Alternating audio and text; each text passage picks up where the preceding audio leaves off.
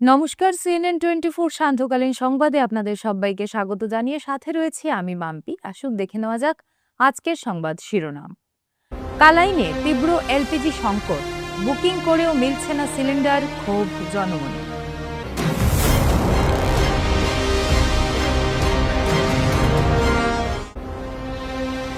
শিলচরের trade union ও কৃষক সংগঠনগুলোর যৌথ মঞ্চের আহ্বানে শ্রমিক দিবস বা মে দিবস পালন।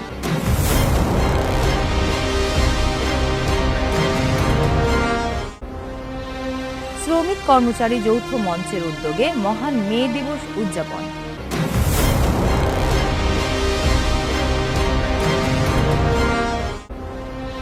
বরাক নদীতে সীমান্ত পাহারা কাছাড় পুলিশের।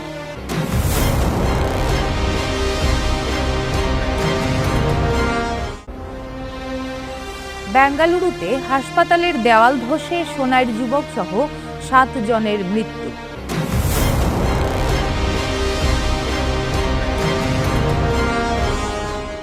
এবারে সংবাদ বিস্তারিত। কালাইনে তীব্র এলপিজি সংকট, বুকিং করেও মিলছে না সিলিন্ডার। সিলিন্ডার ক্রয় না করে মোবাইলে আসছে ডেলিভারি মেসেজ। কালোবাজারির অভিযোগ কালাইন ইন্ডিয়ান সার্ভিস গ্যাস এজেন্সির বিরুদ্ধে। কাছাড় জেলার কালাইন এলাকায় এলপিজি সিলিন্ডার নিয়ে চরম বিশৃঙ্খলা ও দুর্নীতির অভিযোগে ক্ষোভে ফেটে পড়ছেন সাধারণ মানুষ।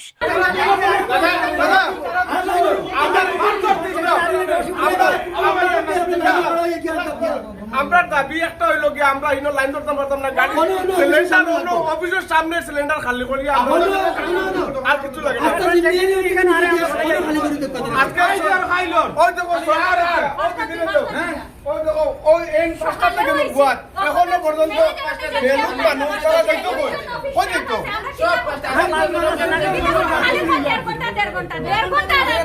সকালে মানুষ চা খাইয়া বার হইছে, কোনো বাদ খাইছে সিলিন্ডার নিবার লাগিয়া। এখন হচ্ছে কি আমরা আইসি অফিসু যদি একটা সিলিন্ডার চুরি করে একটা করে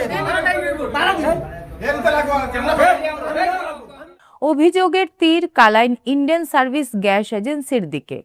স্থানীয় গ্রাহকদের দাবি, নিয়ম মেনে গ্যাস বুকিং করার পরও তারা সিলিন্ডার পাচ্ছেন না। মোবাইলে মেসেজ আসছে সিলিন্ডার ডেলিভারি হয়ে গেছে, অথচ বাস্তবে সেই গ্রাহকরা কোনো সিলিন্ডার গ্রহণই করেননি। সবচেয়ে গুরুতর অভিযোগ, এই সিলিন্ডারগুলোই পরে খোলা বাজারে 2 থেকে 3 হাজার টাকায় বিক্রি হচ্ছে। শর্টেজ থাকতো বাজারে অ্যাভেলেবল ব্ল্যাকে কিরকম বিক্রি বাজারে আপনার 2000 টাকা লয়ে যায়, এখন আপনি ঘরে সিলিন্ডার পাইলে আপনার ঘরে যাইব কি আপনার এমন করতে যদি সিলিন্ডার শর্টেজ হতে মার্কেটে ব্ল্যাক কিরকম হয়, এরা তো এরকম উল্টাপাল্টা করে কিন্তু এরকম হয়।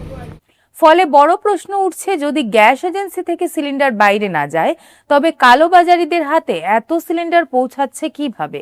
গ্রাহকদের গ্যাস সিলিন্ডার না দিয়েই ডেলিভারি দেখানো হচ্ছে কিভাবে? এতে স্পষ্ট প্রমাণিত হয় যে গ্যাস এজেন্সির কোনো অসাধু কার্যকর্তা জড়িত রয়েছে এসব অবৈধ কর্মকাণ্ডে। নাম্বারটা হলো কি 9707748659। কিটা নামটা কিটা উঠে ট্রুকলার তার নাম হয় দেবব্রত দাস শঙ্কর সোন দিলীপ। ওই নাম্বার কি তারা ফোন করে 3-4 বার ফোন করছে আমার ডিএসসি দেওয়ার লাগে। মানে বুকিং করার পরে ফোন আরম্ভ করে দেয়। বুকিং করা মানে আমি 8 তারিখ বুকিং করছি, তারা 12 তারিখ ফোন করতে ডিএসসি মোবাইলে যে সময় মেসেজ যায় গিয়া তখন তারা ফোন করা শুরু করে ডিএসসি নাম্বার দেওয়ার লাগে। কিন্তু আমি নাম্বার দিছি না, এজেন্সিতে যে সময় নাম্বার দিছি তারা আমার টাকা দিছে, আমি তো টাকা দিলেইছি, পেমেন্ট করে লিয়েছি, এখনো গ্যাস পাইছি এখন অবধি আমি সিলিন্ডার পাইছি না। কত হইছে বুকিং করার? আমার আজকে 1 মাস হইছে বুকিং করার।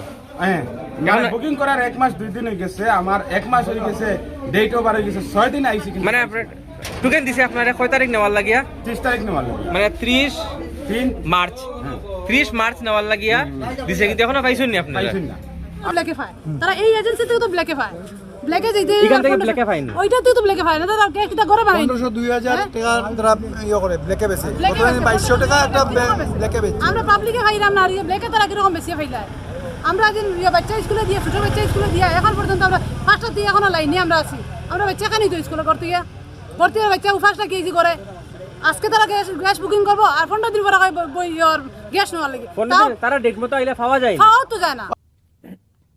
শহীদ ক্ষুদিরাম মূর্তির পাদদেশে বিভিন্ন শ্রমিক সংগঠনের উদ্যোগে আয়োজিত হয় কেন্দ্রীয় জমায়েত ও শ্রদ্ধাঞ্জলি অনুষ্ঠান। শ্রমিক নেতা সুপ্রিয় ভট্টাচার্য প্রস্তাব উত্থাপন করেন, যা সমর্থন করেন বিভিন্ন সংগঠনের প্রতিনিধিরা। বক্তারা 1886 সালের হে মার্কেটের ঐতিহাসিক শ্রমিক আন্দোলনের আত্মত্যাগ স্মরণ করে শ্রমিক অধিকারের গুরুত্ব তুলে ধরেন।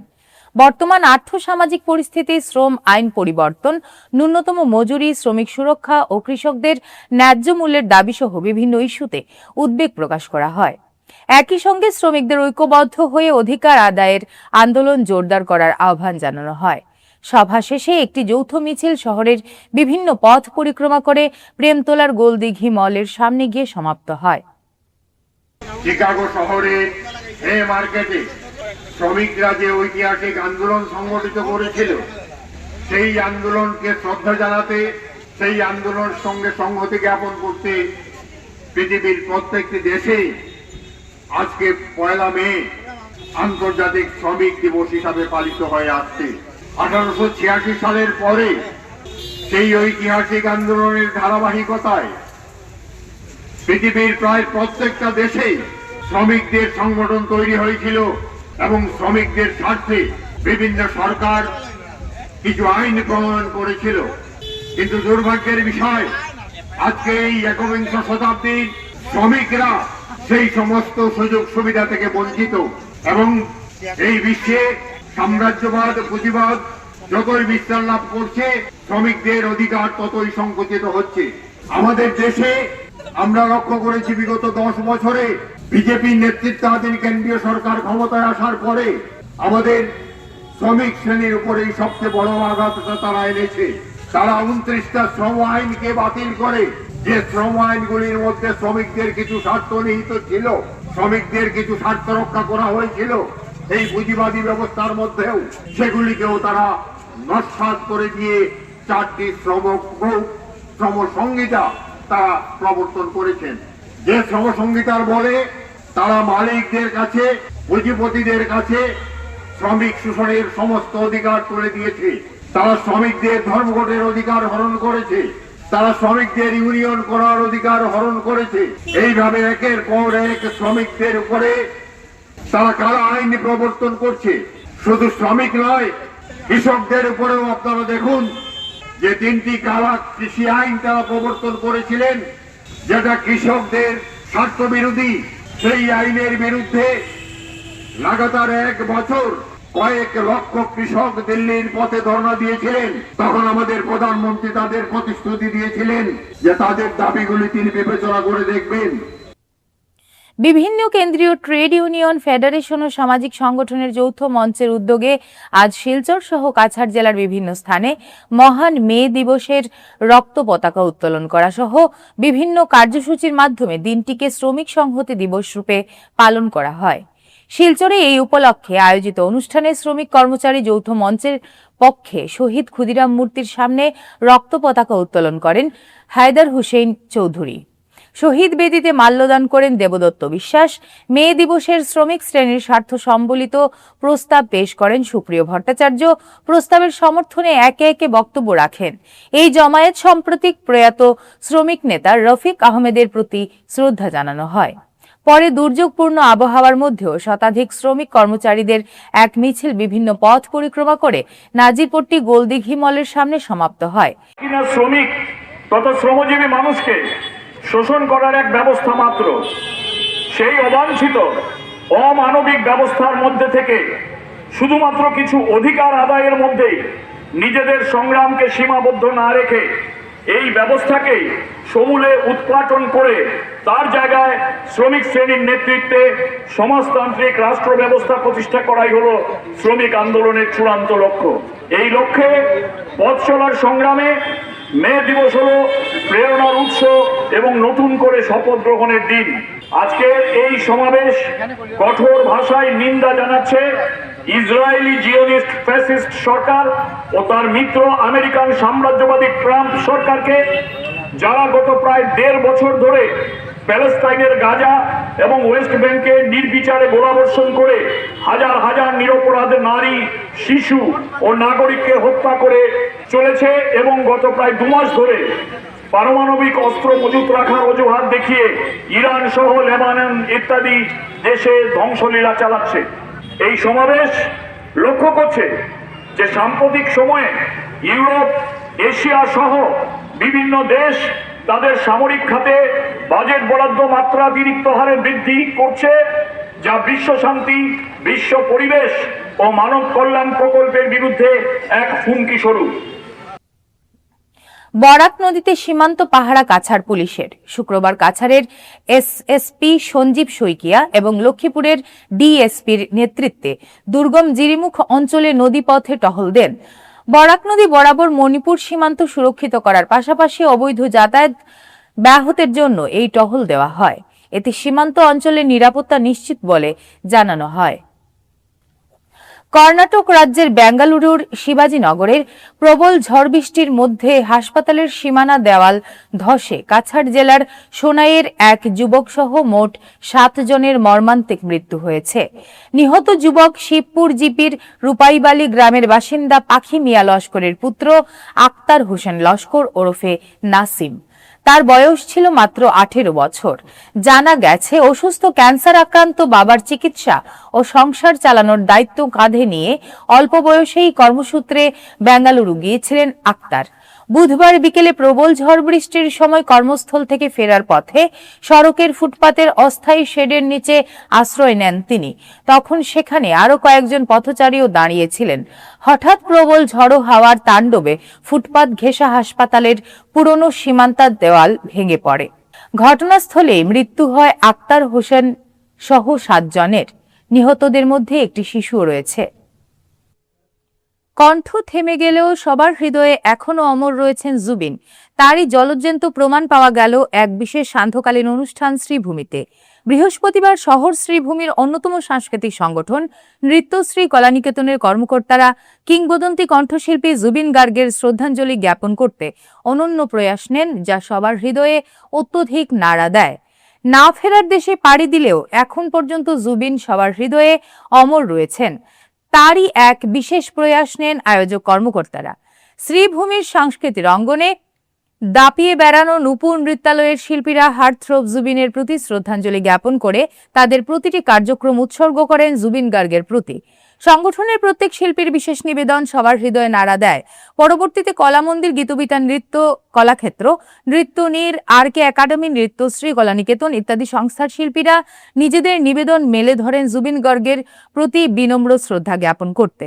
পরবর্তীতে দেশের আরেক কিংবদন্তি কণ্ঠশিল্পী আশা ভোসলেজির প্রতি শ্রদ্ধা জ্ঞাপন করেছিল গানের আসর বিশিষ্ট কণ্ঠশিল্পীদের। গানের মূর্ছনায় ডুবে যান শ্রোতারা। ছিল তবলা লোহরা সহ অন্যান্য কার্যক্রম। অতিথিদের হাত দিয়ে প্রদীপ প্রজ্বলনের মাধ্যমে কার্যক্রমের শুভ সূচনা হয়।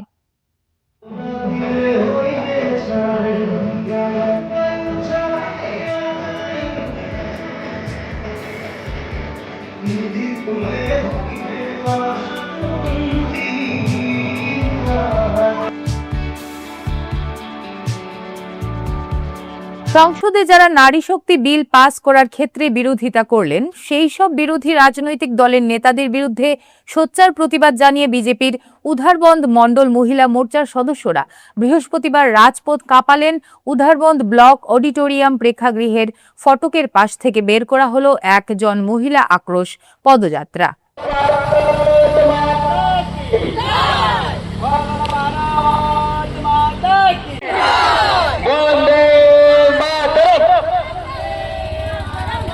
পদযাত্রা সেখান থেকে চলে আসে উধারবন্দ বাস স্ট্যান্ডের নেতাজির আবক্ষ মূর্তির কাছে। সেখানে শেষ হয়। সদস্যদের হাতে ছিল প্লে কার্ড, তাতে ছিল প্রতিবাদের ভাষা। সোনিয়া গান্ধী মুর্দাবাদ, রাহুল গান্ধী মুর্দাবাদ। ওই দিন বক্তব্য রাখতে গিয়ে নারী শক্তি অপমানকারী সাংসদের বিরুদ্ধে ধিক্কার জানান জেলা মহিলা মোর্চার সভানেত্রী অধিবক্তা সুস্মিতা পুরকায়স্থ বলেন, কংগ্রেস দলের সভাপতি রাহুল গান্ধী চান তা লিখেছি ডাটার মতো, যেমন ইন্দিরা গান্ধী, সোনিয়া গান্ধী, প্রিয়াঙ্কা গান্ধী। সাধারণ মহিলারা রাজনৈতিক অঙ্গনে না আসুক, তবে এই আইন পাশ হবে। দেশের মহিলারা তাদের সমুচিত জবাব দেবে। আমরা দেখছি বিভিন্ন লোকসভা কেন্দ্রে এবং বিধানসভা কেন্দ্রে ভোটারের সংখ্যা অনেক বেড়ে গেছে। তাই ডিলিমিটেশনের প্রয়োজনীয়তা প্রচুর, এবং এই ডিলিমিটেশনের জন্যই এই বিলটা পেশ করা হয়েছিল। আমরা সবাই জানি 2023 ইংরাজিতে মহিলা সংরক্ষণ বিল, যেটা 1/3 মহিলাদের সংরক্ষণে থাকবে, সেটা বিল পাস হয়ে গেছে।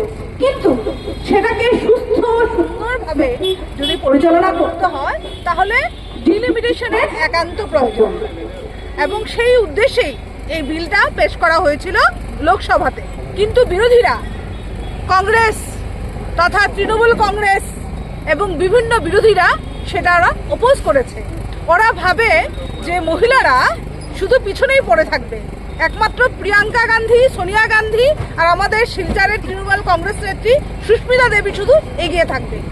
মহিলারা রাজনীতিতে অংশগ্রহণ করুন সেটা ওরা চাইছে না, কিন্তু মহিলারাই হলো সমাজ গঠন করে।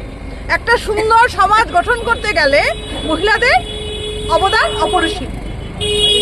আজ মহিলা নেত্রীরা থাকলে, বিধানসভাগুলো যদি সংখ্যা বর্ধিত হয়, তখন মহিলারা নিজেদের কথাগুলো লোকসভাতে, বিধানসভাতে ওরা উপস্থাপন করতে সক্ষম হতেন। কিন্তু বিরোধীরা সেটা আর করতে দিল না। এটার জন্য মহিলারা যে এগিয়ে যান সেটা ওরা চায় না। আজকের সংবাদ এই পর্যন্তই। ধন্যবাদ।